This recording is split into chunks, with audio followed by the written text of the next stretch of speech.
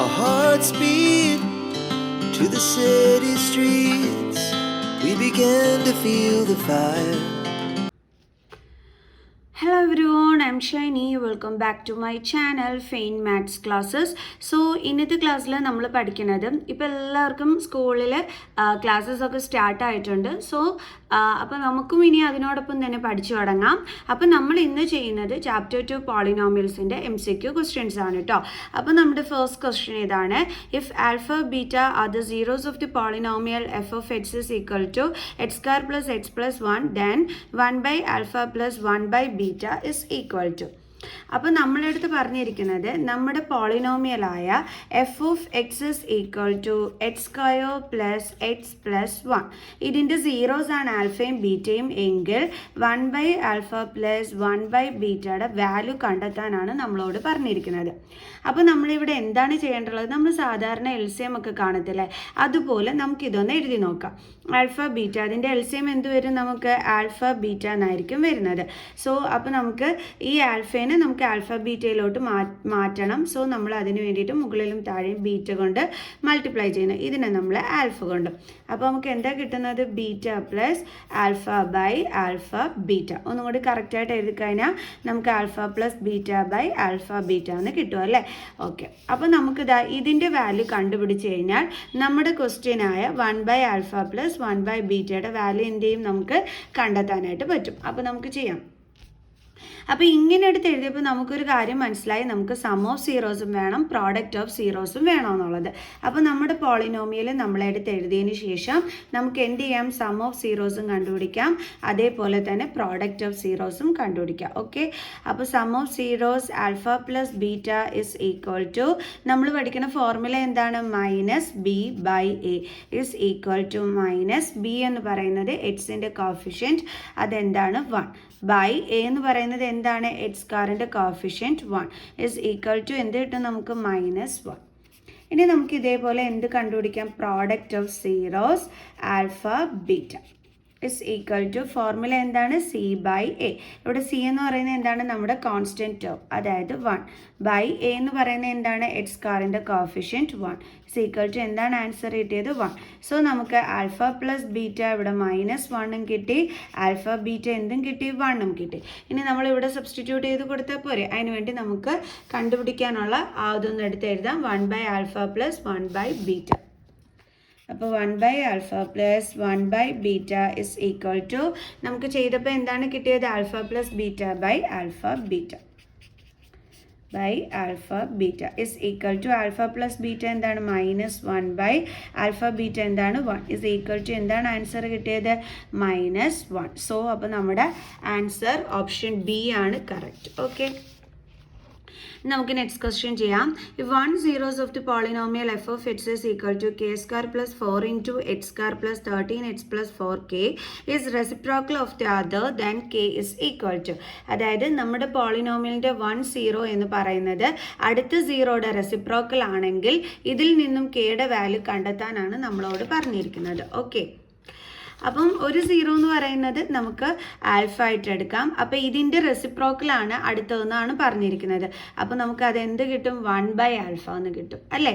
ഒരു zero alpha ആയിട്ട് എടുത്താൽ ഇതിൻ്റെ റെസിപ്രോക്കലാണ് അടുത്ത് കണ്ടോ? Is reciprocal of the other എന്ന് പറയുമ്പോൾ ഇതിൻ്റെ റെസിപ്രോക്കൽ എന്താ വരുന്നത്? 1 ബൈ ആൽഫ.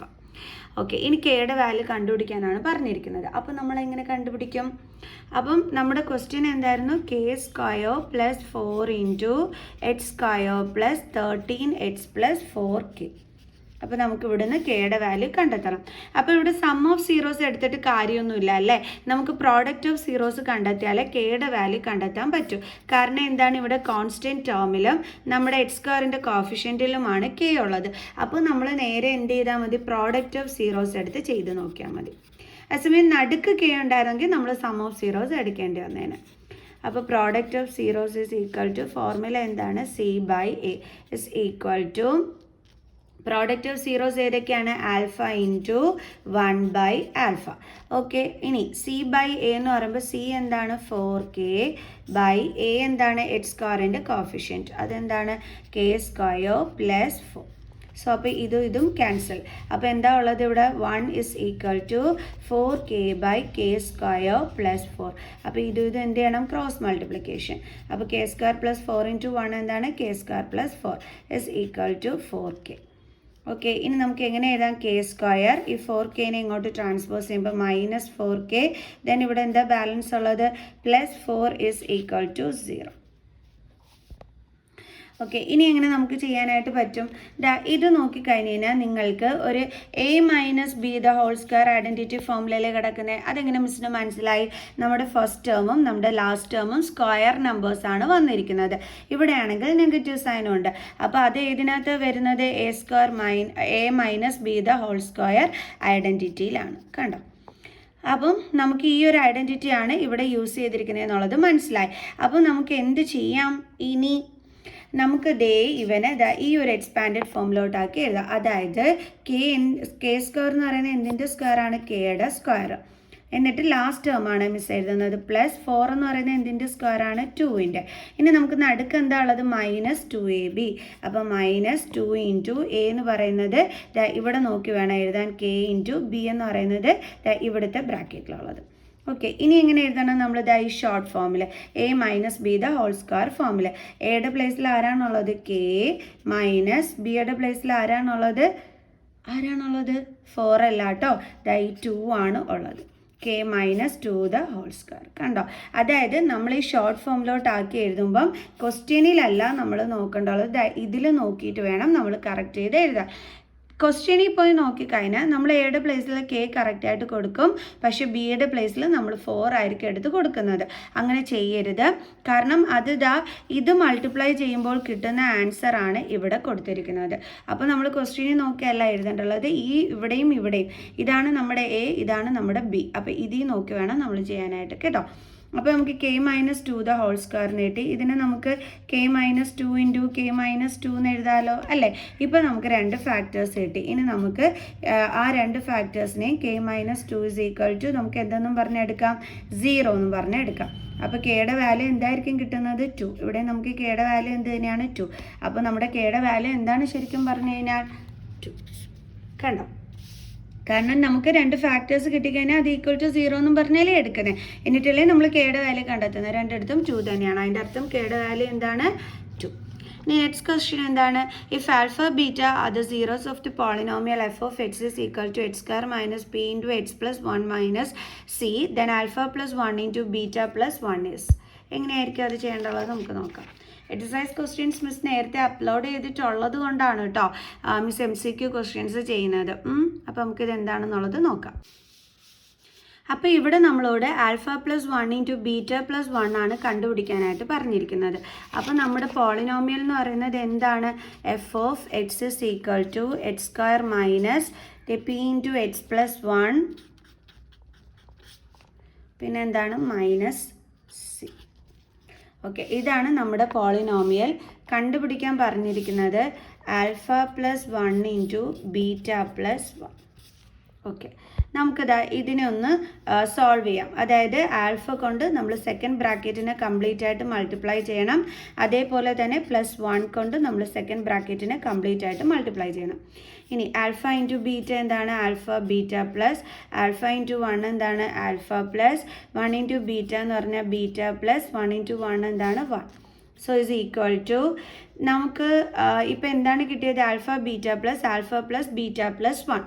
ഇത് കണ്ടപ്പോൾ നമുക്ക് എന്താ മനസ്സിലായത്? നമുക്ക് സം ഓഫ് സീറോസും പ്രോഡക്റ്റ് ഓഫ് സീറോസും വേണമെന്നുള്ളത് പിടികിട്ടി. അപ്പോൾ നമ്മൾ എന്ത് ചെയ്യണം? ഇതിൽ നോക്കി അത് രണ്ടും കണ്ടുപിടിക്കണം. സോ അപ്പോൾ നമ്മുടെ ക്വസ്റ്റ്യൻ നമുക്കതേ ഒന്നും കൂടി ഒന്ന് എടുത്ത് എഴുതാം. f of x is equal to x² minus p of x plus 1 minus c. നമുക്കിതൊന്ന് സോൾവ് ചെയ്യാം. x² minus p into x എന്താണ്? P x minus into plus minus p into 1 p minus c. ഇതേപോലെയാണ് നമുക്കിവിടെ കിട്ടിയിരിക്കുന്നത്. Okay, അപ്പം ഇനി എങ്ങനെയാണ് നമുക്ക് ചെയ്യേണ്ടതെന്ന് നോക്കാം. അപ്പോൾ നമുക്ക് ആദ്യമേ എന്ത് കണ്ടുപിടിക്കണം? സം ഓഫ് സീറോസും പ്രോഡക്റ്റ് ഓഫ് സീറോസും വേണമെന്ന് പറഞ്ഞു.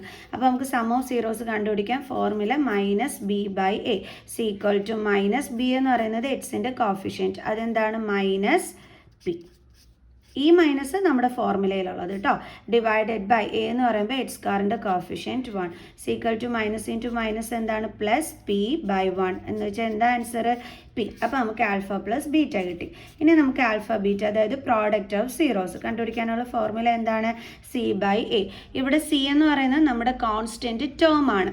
അതെന്ന് പറയുന്നത് ഏതാണ് minus P minus C by A. A എന്ന് പറയുന്നത് എക്സ് സ്ക്വയറിൻ്റെ കോഫിഷ്യൻറ്റ് 1. അപ്പോൾ നമുക്ക് എന്താ ആൻസർ കിട്ടിയത് മൈനസ് പി മൈനസ് സി.